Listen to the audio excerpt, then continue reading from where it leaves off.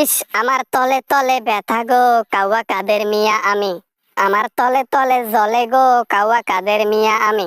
সৌদিতে ভালো আছি রে ভাই।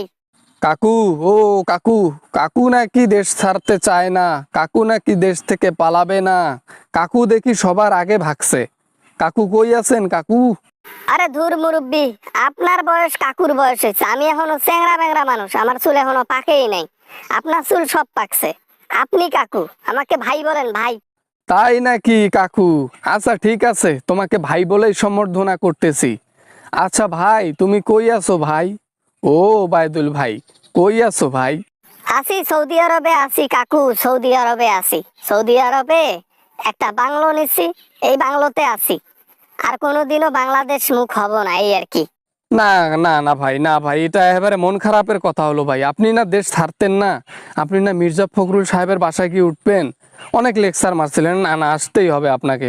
ধুর কাকু, যখন ক্ষমতা ছিল সেটার হিসেব আলাদা, ক্ষমতা যাওয়ার পর সেটার হিসেব আলাদা। দরকার আছে এই বয়সে গিয়ে আমি জনগণের হাতে পড়ে চলে যাই না? ওরে কাকু, মনের মধ্যে ভয়ও দেখি আছে। যদি মনের মধ্যে জনগণের জন্য এতই ভয় লাগে, তাহলে তুমি দুর্নীতি করো কেন কাকু? সরি ভাই, ভাই কাউয়া ভাই। ভাবছিলাম আওয়ামী লীগের ক্ষমতা মনে হয় চিরস্থায়ী, কিন্তু আমি ভুল ভাবছিলাম। আর এইটা ভেবে ভেবেই টাকা পয়সা উন্নয়নের নামে একটু করে মেরে দিছিলাম, এই আর কি। এখন তো সৌদি আরবে আছো, ওইখানের জীবনের অবস্থা কিরকম? বাজারঘাট করে কে? রান্না পার্টি করে কে? কোথায় আছো? কোন জায়গায় আছো? সেখানে কি বাংলাদেশি লোক আছে? বাজারঘাট যখন করি তখন মেয়েদের বোরকা কিনছি 5টা, ওই 5টার মধ্যে প্রতিদিন একটা করে পরে পরে যা বাজার করি। আর হইলো বাংলাদেশির কথা, এখানে তো বাংলাদেশিতে ভরপুর। তাইলে কাউয়া কাদের ভাই, তুমি কেমনে থাকবা ওখানে?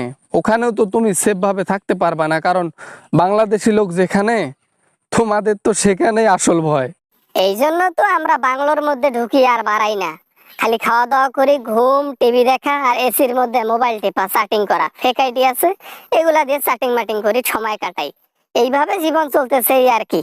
কি বিলাসিতার জীবন যাপন করেছিল বাংলাদেশে রে, জনগণের টাকা মেরে খেয়ে। এখন জনগণের অভিশাপ আছে না, কষ্ট আছে না, মেহনতের টাকা সব। এখন এটা ভেবে অনেক পস্তাই যে জীবনে চলার মতো এত টাকা লাগে না।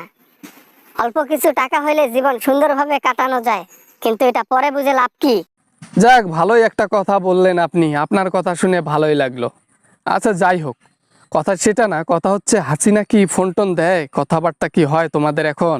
হ্যাঁ, ফোন দেয় মাঝে মাঝে, বলে যে চলো বাংলাদেশে যাই। আমি ডাইরেক্ট বলছি আমি দেশে যাব না ভাই।